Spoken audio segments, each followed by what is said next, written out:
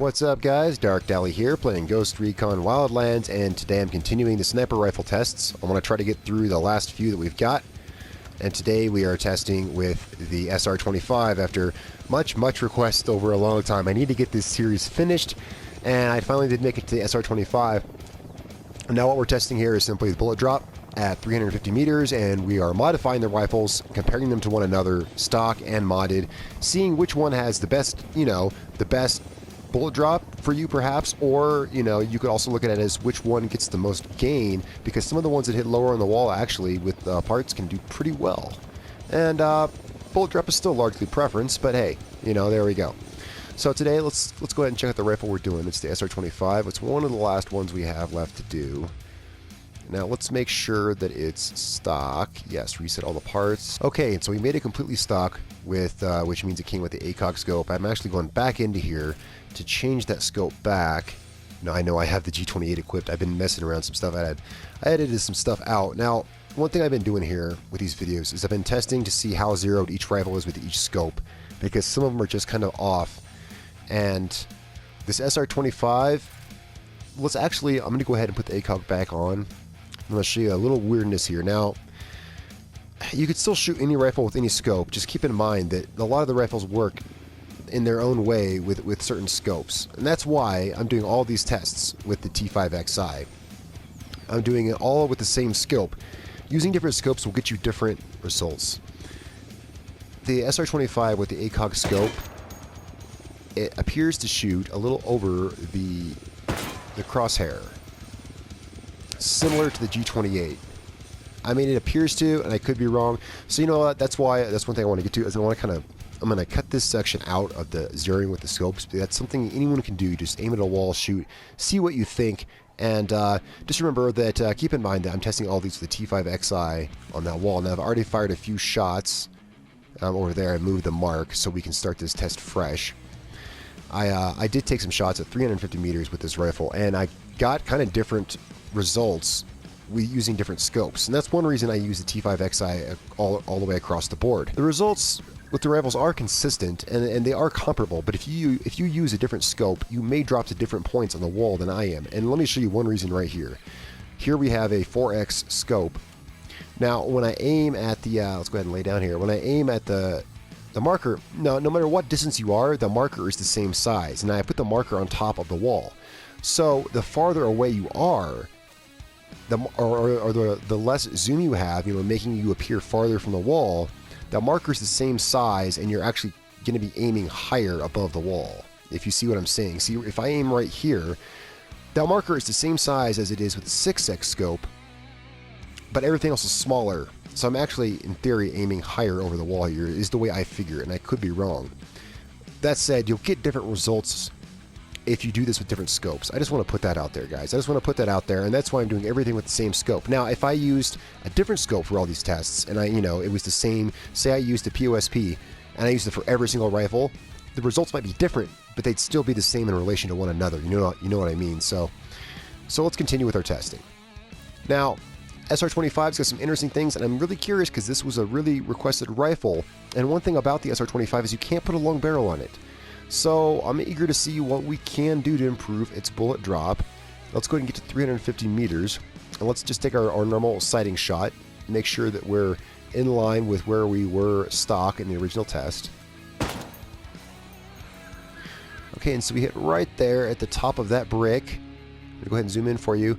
That's what I call the fourth brick, because it's the fourth from the bottom. 1, 2, 3, and 4. It's the top of the fourth brick, and that's where most of the sniper rifles were hitting, between here and then about the middle of that brick. Pretty much this brick right here is pretty much where most of them were hitting stock. I'm gonna go ahead and put up on screen now the original readout I have for where all the rifles were hitting stock, and you notice I hit a little higher with the SR25 here, just a little. That's probably, actually that's just gonna be margin of error.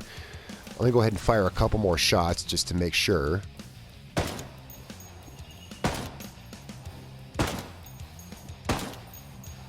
Okay, and you see here I hit just a little bit lower on these follow-up shots. I think I was kind of aiming a little bit lower. I was, so what I'm saying is that's margin of error, depending on your breath and how well you time the shot and whatnot like that. So that's where we're hitting stock. Now let's go ahead and see what kind of mods we can put on the SR25 to increase our accuracy, you know, to decrease the amount that the bullet drops and get more dead on to our target. Now, from the past experience, we know that it's only going to be long barrel and rangefinder are the only things that are going to affect it. So let's go ahead, let's throw these on. I do not believe there is a long barrel. There's not a long barrel. Let's actually put the short barrel on first, just to see how much does this drop us. This should give us more bullet drop. It should drop lower on the wall. Let's see by how much. We know a long barrel will generally improve us by a full 2 bricks on that wall. And from my experience, the short barrel can drop a good deal too.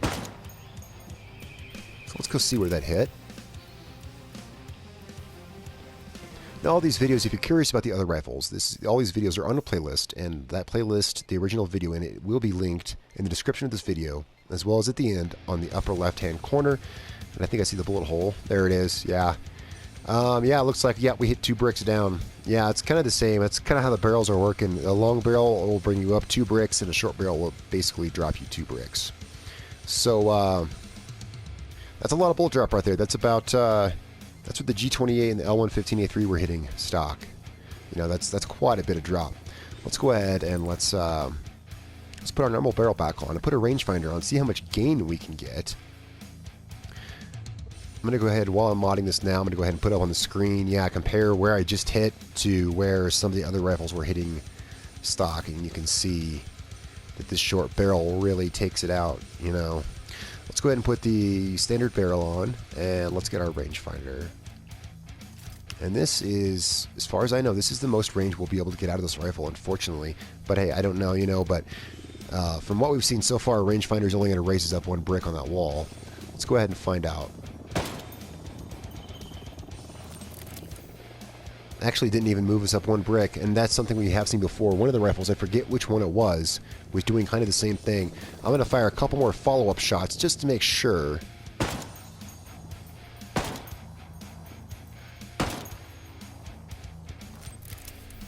Yeah, indeed, we're only hitting about 3/4 of a brick up from where we were hitting. I mean, maybe just short of 1 brick higher. Yeah, so, you know, that's kind of in line with some of the results we've seen before.